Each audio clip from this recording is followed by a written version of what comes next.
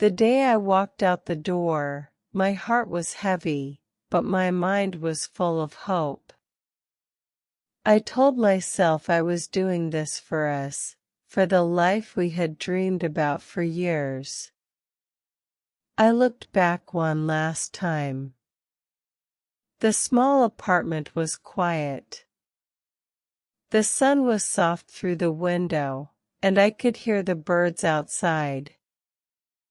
I took a deep breath and stepped outside into the cool morning air. The street was empty. I felt a little scared. But I thought, this is the start of something new. I never thought he would stop waiting for me. I thought Jason would be patient. We had promised each other, no matter what, we will wait. But I was wrong. The silence after I left was worse than anything. It was like I had disappeared, like I was never real to him. It hurts even now, when I think about those empty days and nights. I remember sitting on the cold floor, holding my phone, hoping for a message, a call, anything. But there was only silence. My name is Mia. I am 29 years old. 3 years ago, I left my small hometown. I wanted to find a better life. Not just for me, for us. Jason was my boyfriend then, and we were going to get married. We had known each other since we were teenagers in high school. We grew up in the same neighborhood. We laughed together, cried together, and made plans for the future. We talked about having a little house with a garden. We dreamed about having children and growing old together. Jason and I were not perfect. No one is perfect. Sometimes we argued, sometimes we were tired. But our love was quiet and steady. It was the kind of love that felt safe. Jason worked long nights in a factory. His hands were often tired and rough from work. I worked during the day at a small diner, serving coffee and sandwiches. Our money was always tight. Sometimes, we didn't have enough to buy everything we needed. But still, we had hope. I wanted more than hope. I wanted a future where we did not have to worry every day. I wanted to build a life where we could feel calm and happy. I wanted to be able to say, we made it. I wanted to leave the small town and find a better job in the city. I wanted to bring Jason to a place where we could have a fresh start. But leaving was not easy. Every morning before I left, I looked at Jason's tired face and felt my heart break a little. I packed my small bag slowly, touching the clothes that smelled like home. I touched the doorframe of our apartment as if saying goodbye. I wanted to tell him, please wait for me. I will come back. But the words stuck in my throat. I was scared he would not wait. When I closed the door behind me, I took one last look at the place we called home. I whispered to myself, this is for us. And with hope in my heart, I walked away. When I got the chance to move to the city for a better job, my heart was full of hope. I thought Jason would be happy for me. I imagined he would smile and say, "I'm proud of you." Or maybe, he would just be patient and wait for me. I told him many times, "I will be back soon." I promised, "I will save money, and then we can start fresh, a new life together." Every time I said this, I felt a small hope inside. I begged him softly, "Please wait for me. Don't give up on us." But days turned into weeks. Weeks turned into months. The messages from Jason changed. They became shorter, colder, and harder to read. The warmth in his words disappeared, and I felt a quiet fear growing inside me. Sometimes I stared at my phone, hoping to see his name light up on the screen. But when it came, the words hurt like sharp stones. Then one day, I got a message that broke me. It was from him, but not like before. It said, "I can't wait anymore, Mia." Those words hit me like a storm. I read them again and again, hoping they were a mistake. But they were not.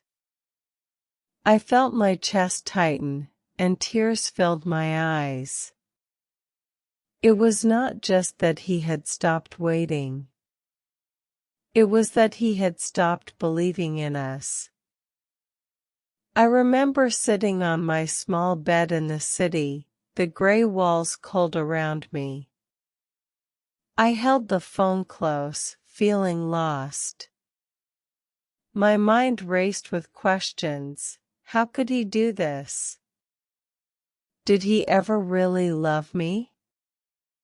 I felt a deep sadness I had never known before. It was like my heart was breaking quietly, piece by piece.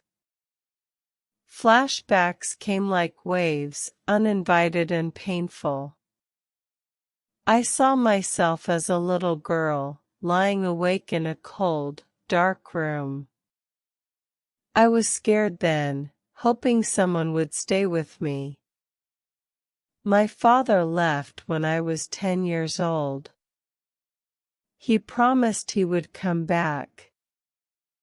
But he never did. I remember waiting, listening to the silence, feeling alone. Maybe that's why I ran away now. Maybe I ran to build a future where no one would ever leave me behind. Where I would not feel that terrible pain of being forgotten. But maybe that is also why Jason's leaving hurt so much, because it opened old wounds I thought were closed. I sat still for a long time, feeling small and empty. I whispered to myself, "Why did you stop waiting?" The silence answered back, louder than any words ever could. My best friend, Lila, has been my anchor through all of this. When I felt like I might break, she was there. I remember one night, after I had cried for hours, she came to my small apartment. She sat beside me, her eyes soft and kind. She took my hand in hers and held it tight. "Mia," she said gently, "sometimes waiting isn't love. Sometimes, it's just fear of being alone." Her words were hard to hear. I wanted to believe that waiting was love. I wanted to believe Jason was waiting because he loved me. But Lila's words stayed with me like a quiet truth. I thought about it over and over, even when I was alone. Maybe waiting wasn't what I wanted, and maybe it wasn't what he wanted either. The turning point came slowly. One evening, I sat on my bed with a suitcase open in front of me. I was packing to go home, to the town where Jason lived, to the place where our story began. I was scared. I was scared to see him again. I was scared of rejection. I was scared my heart would break even more. But most of all, I was scared to admit that maybe my dream was over.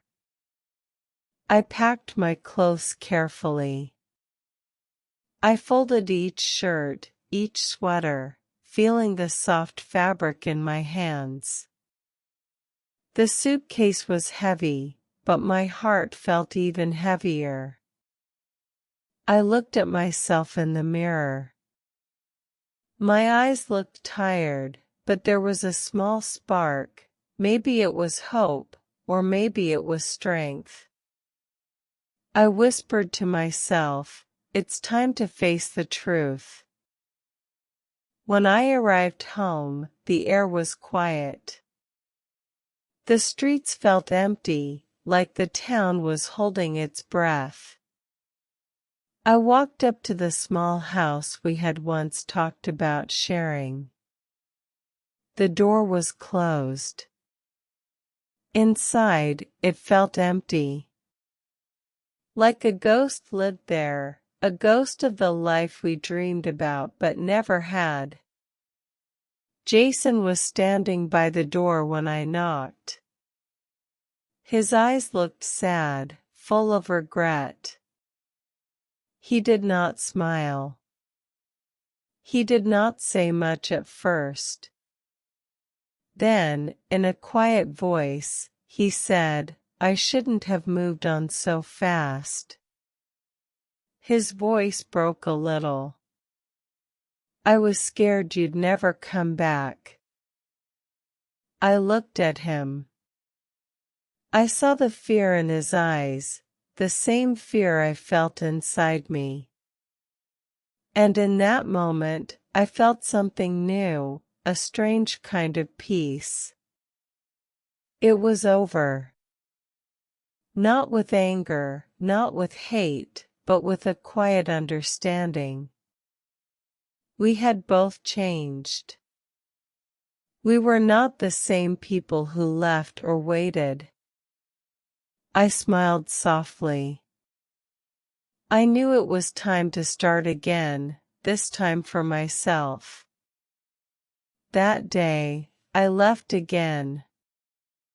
But this time I was not running away from pain like before. Instead, I was walking slowly toward healing. I took small steps, feeling the soft wind on my face and the warm sun on my skin. My heart was still heavy, but it felt lighter than before. I looked back once at the quiet house, but I did not want to stay there. I wanted to move forward, even if it was hard. I felt tired, but also strong. For the first time in a long time, I was walking for myself, not for anyone else. I am still building my future. It is not easy. Some days, I feel lonely or scared. But I know I am growing. Every day, I learn from the love I lost and the pain I felt. Those lessons help me make better choices. They help me see what I really want in life. Now, my future is mine first. I am learning to love myself and to be patient with my own heart. I am starting to dream again, small dreams that feel real and good. If there is one thing I want you to remember, it is this: waiting for someone who is already gone only makes you forget how to live for yourself. I say this with a quiet heart, because sometimes letting go is the bravest thing we can do. If this story touched your heart, don't forget to like, comment and share. More emotional and inspiring stories are coming soon. Yeah. Before you go, will you tell me where you're listening from? I'd really love to know.